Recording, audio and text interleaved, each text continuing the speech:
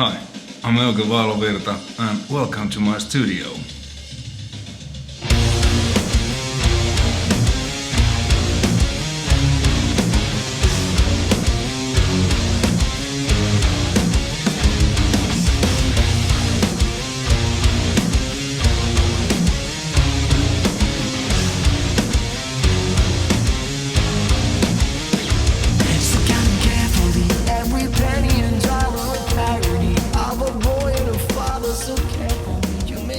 Yeah, first video of 2022.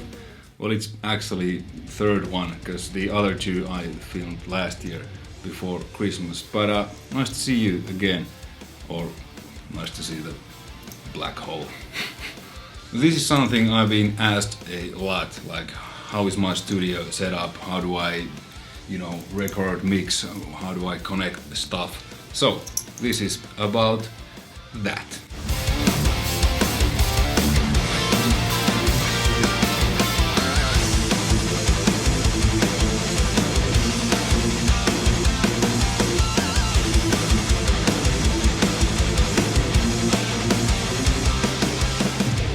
My whole idea is that everything is always connected. No matter if I'm playing guitar or bass, I just plug in.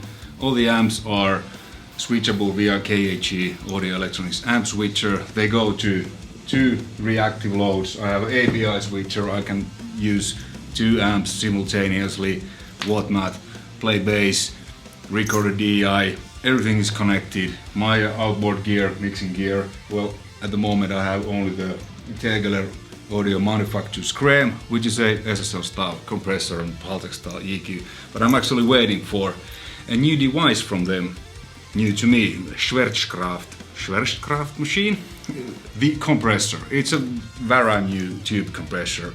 So how everything's connected? Well, guitar or bass, one cable. The cable goes to my pedal board, where I have a couple of pedals, few overdrives and chorus, flanger, basic stuff. Then it goes to radial J48 DI box. From the radial DI box, one signal goes directly to the Steinberg UR816C audio interface, so I can record DI if I want. With bass, I do that pretty much always. With guitar, not so much. But it's a cool option to have. Again, everything's connected. Then throughout from the radial goes to this another radial twin C ABI switcher.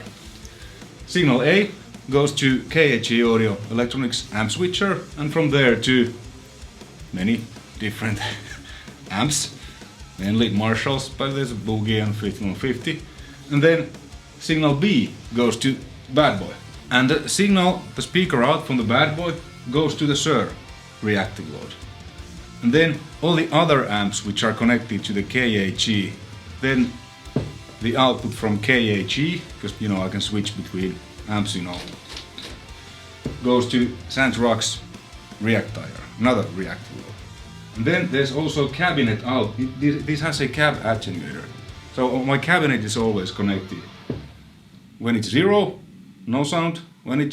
So I can have the amps cranked and still play with my cabinet if I want. I hardly use that because I record and play with reactive loads and with IRs. But sometimes it's cool to just jam with a cabinet, especially when I'm giving guitar lessons via Skype. So then, the audio comes from the cabinet.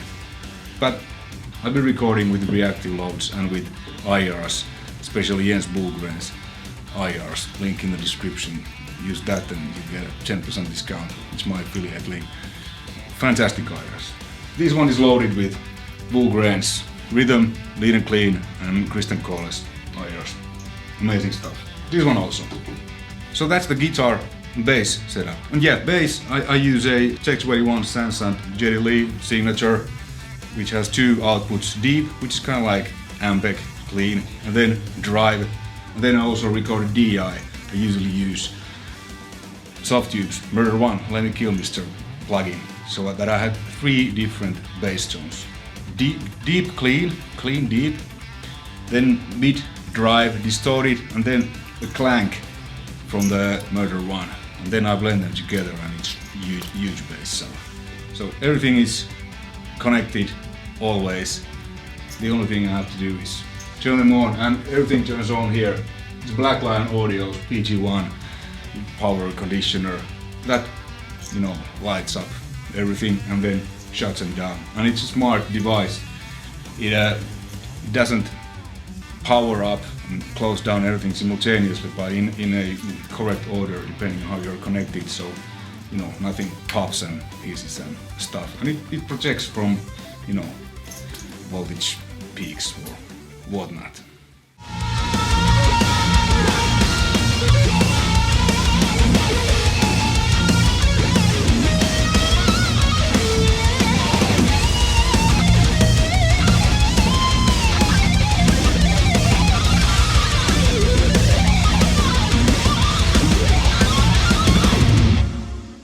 Guitars. Well, I use pretty much only ESPs and Tokais. This is one of my signatures. I have 4 of these.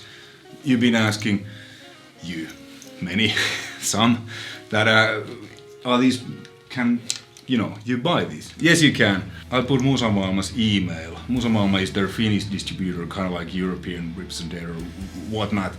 So if you're interested, please contact them.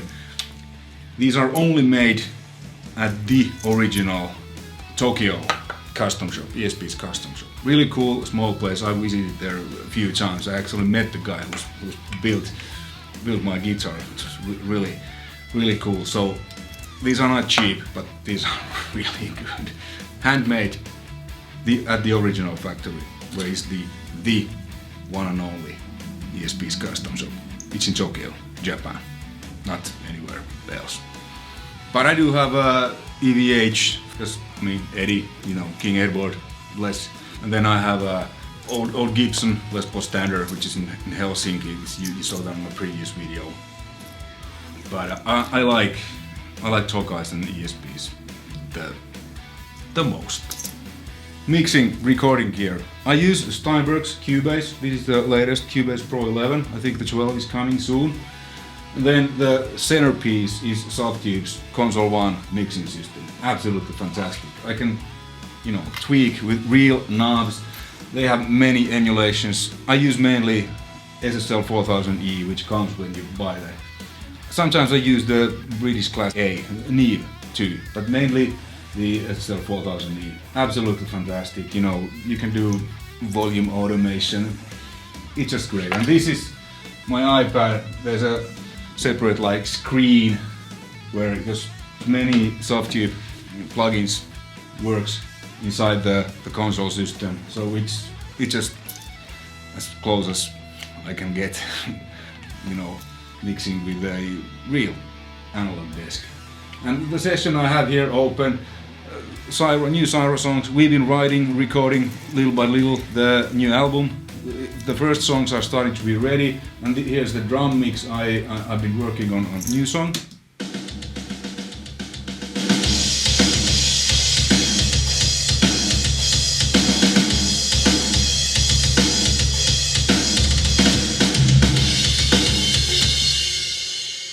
Pretty big.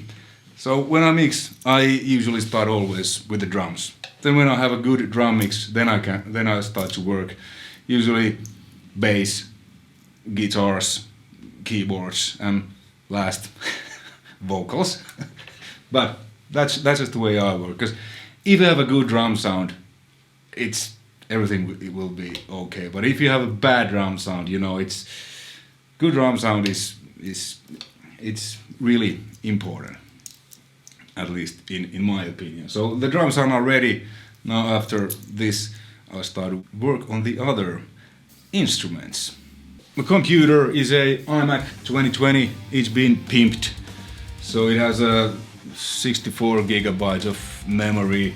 Then I don't know the word, picture, you know, when you edit videos, that's pimped also. And then I have external drives, but it works like a charm. The monitors are Yamaha HS8. I did a video a while back where I compared a few other monitors. I actually had more monitors with Veeam, but I like these the best.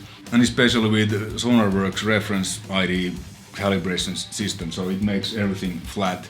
Because as you probably see, I haven't done much like soundproofing. When we moved here with my wife a year and a half, couple of years ago, my plan was to, you know, like really isolate this floating everything, and these, you know, panels was meant to be just like for now. But what happened is when I put it it's really thick curtain, like kind of acoustic curtain, and then the bass traps every corner, and I have a carpet, thick carpet here. After I put it those, I was like, whoa, man, it's so good. All the bass rumble disappeared. Then I just bought a few of these acoustic panels, and it's, I mean, yeah, cloud there could be cool, but it works for me. Like, here, there's no echo, nothing. It's awesome. So I haven't done anything else.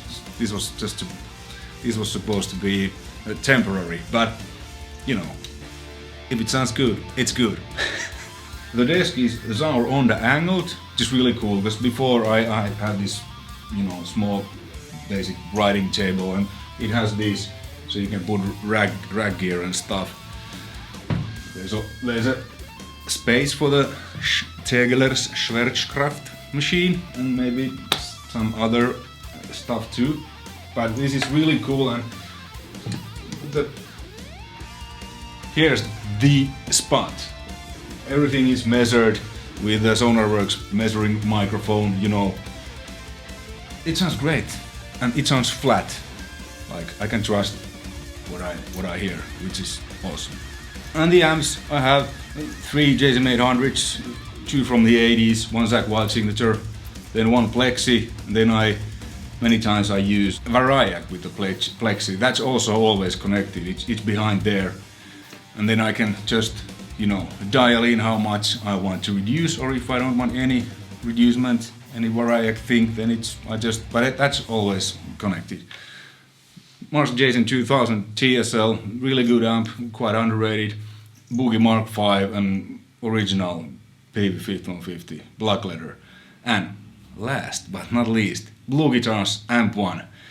Oh man, small amp, fits in the backpack. That's my main live amp, but I've been using it here on the studio. I've been recording with that too. Awesome amp, like. The piano is my wife's. I play a little bit, but mostly I just do simple pads with, you know, MIDI keyboard. But that's my wife's piano. We play every once in a while together some classical stuff. And while I was stuck in Helsinki for some reasons, I made a website, Euge Valovirta, Euge Valovirta.com, aka Huge Lightning Power. But yeah, link in the description below. There's info about my gear and stuff. And yes, Skype lessons.